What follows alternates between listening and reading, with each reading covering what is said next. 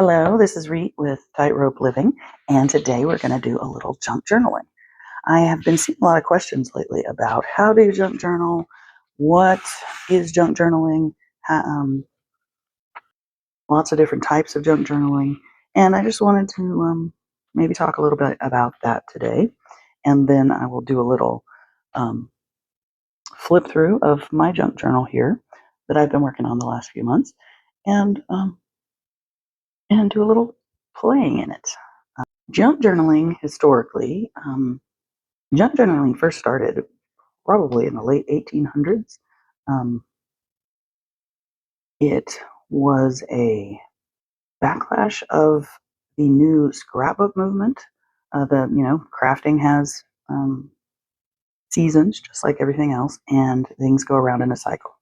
And in the late 1800s, 1875, 1880, thereabouts, um, people had a little more extra disposable income, and scrapbooking has always been a pastime for people. People have always kept their memories and things in books.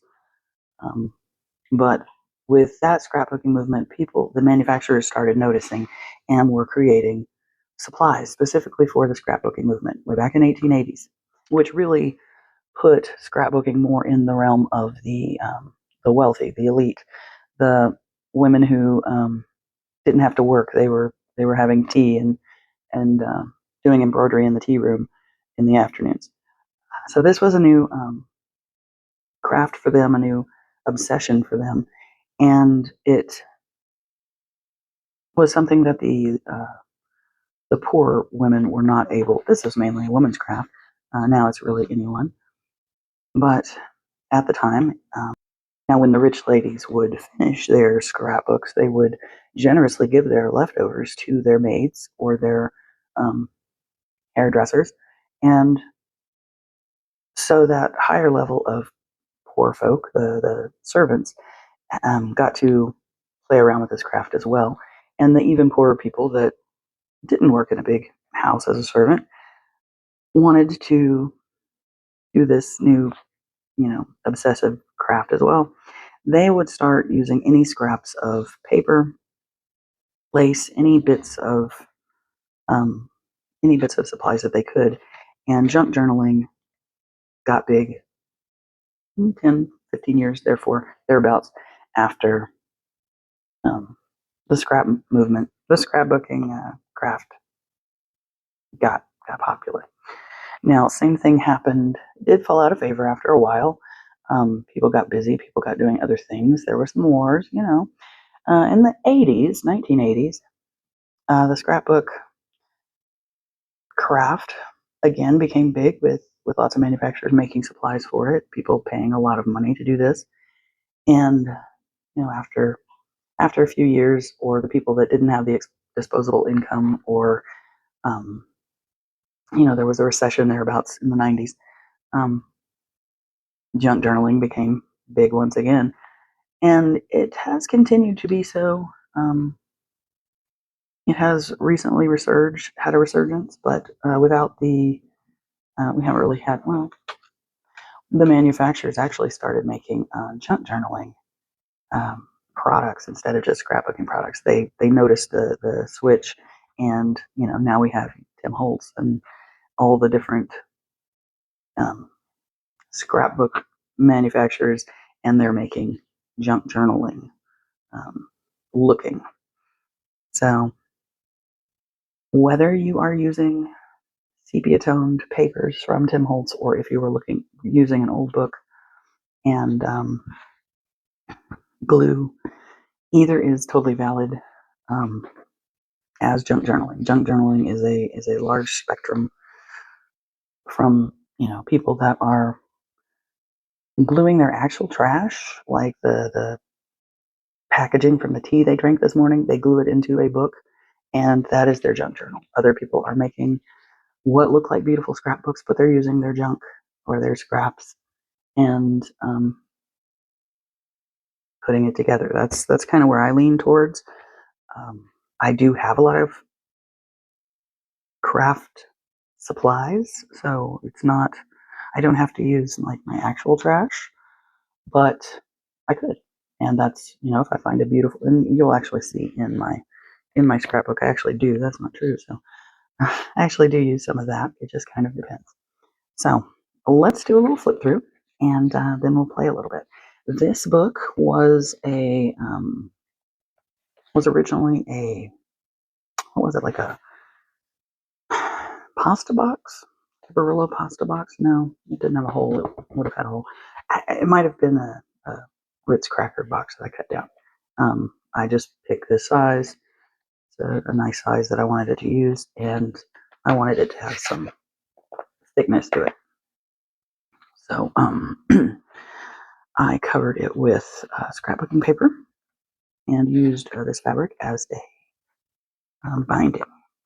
And I will tell you how I made that here shortly. Let's go through this front first. Now, I did have a tag in here. I'm not sure where it fell out at. We'll have to look around and see if I can find it. But there was a tag there. This is a little pocket I made from a book page and put a little scrap of lace on, and then just made a little decoration out of some other scrap pieces of paper. I did make a little tag. Give an eye. This was just a rub-on I had found in my stack, and a little stamp glue on, and this particular journal, while I do have some sepia toned edges to make it look old, I also just like the look of the pink and blues, especially with this book. This is a very pastel book. So not really pastel, but you'll see. Colorful book. This is a very colorful book. So here's this tab. And like I said, I did have another tag here. I'll have to keep looking for it. So on the inside, here is a book page that I just aged a little bit to cover up my seams.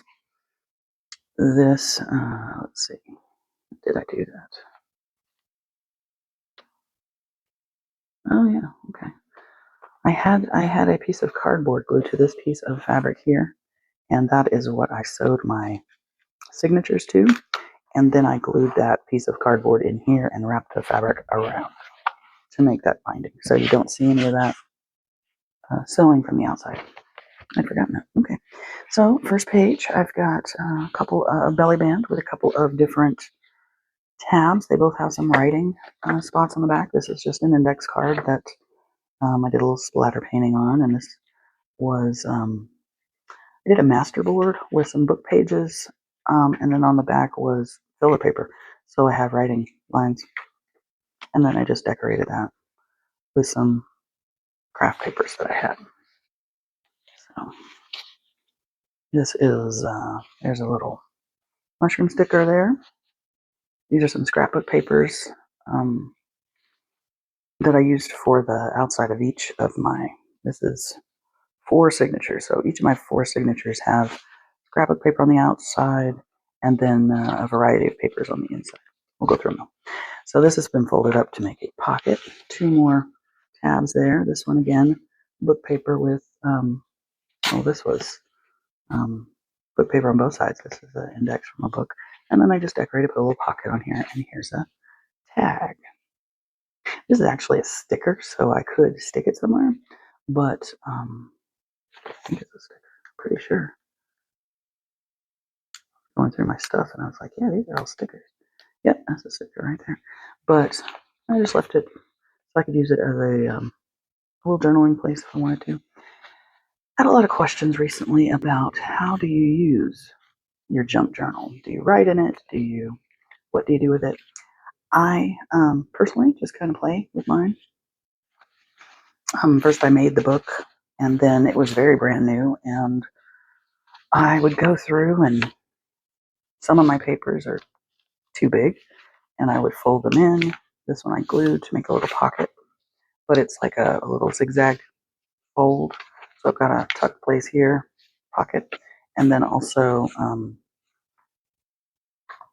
if I wanted to tuck anything there, it's too small. But anyway, so here's just a little pocket with a couple of tags in it. Paris tag. This is just plain, and again these are just book papers on the back. Here is another page with a little decoration. I just want to make nice things. Isn't that true? Some of these are stickers. Some of these are papers. There's another little tag back. And then this is just a little piece of music paper that can be a little journaling spot as well. A lot of this paper I coffee dyed, and different weights of paper. I coffee dyed a bunch. So this is just a mix of that. There's another sticker with a mushroom. This page folds out. A little journaling spot hidden. Another little belly band. The story so far. And let's see. Here's another little journaling spot. And another. Oh, see, what's funny is the book is this is the right side up, but this sticker is this is the right side up. I don't know what I was doing there. I don't typically write a lot in my junk journal. I like to do a little thinking, or I'll add a little pocket somewhere or a sticker and think about things.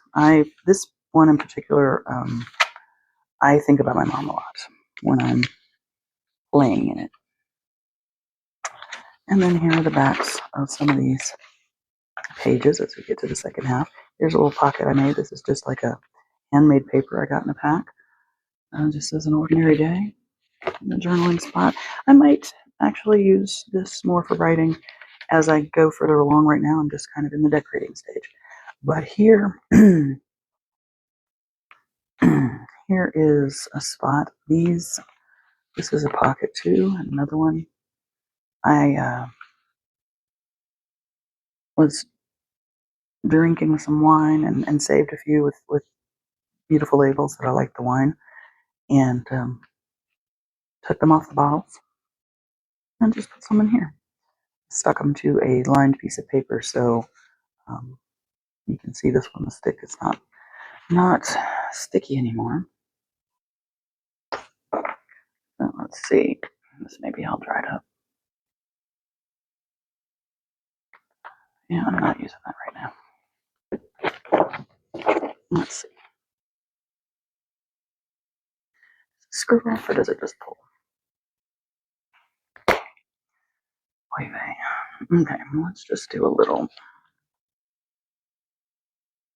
right there. Stick that back down.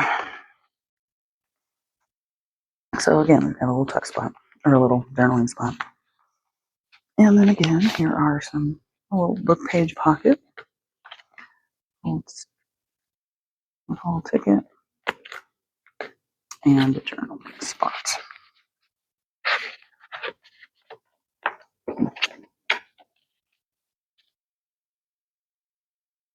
There's a little map sticker.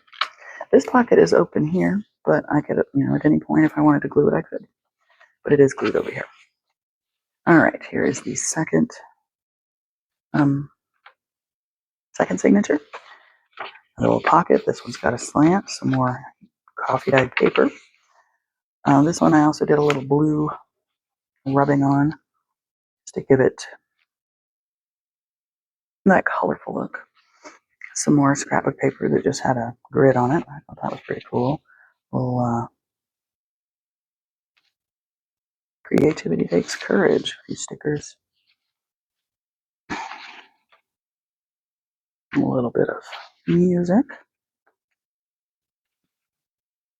There's a map.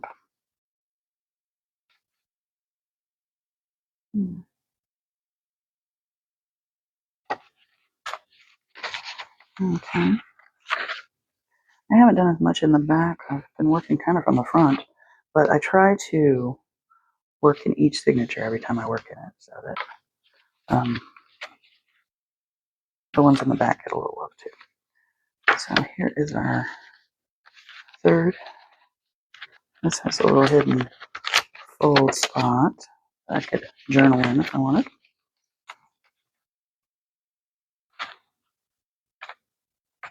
I haven't glued down a lot of the pockets in the back half. This part opens up, and I do have a little bit of a sticker in there. Another little spot.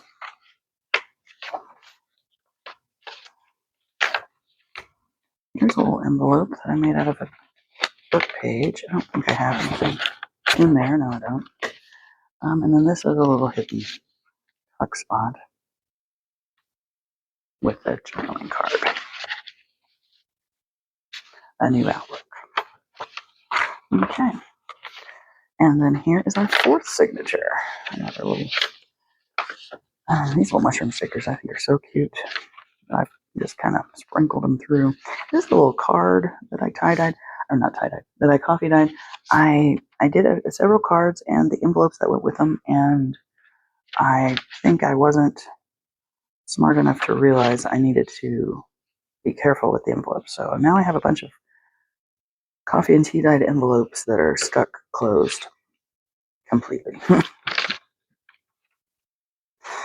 So I put the card in that one, and then another little tuck pocket, a couple more tags. That one has a journal spot as well. And there we go.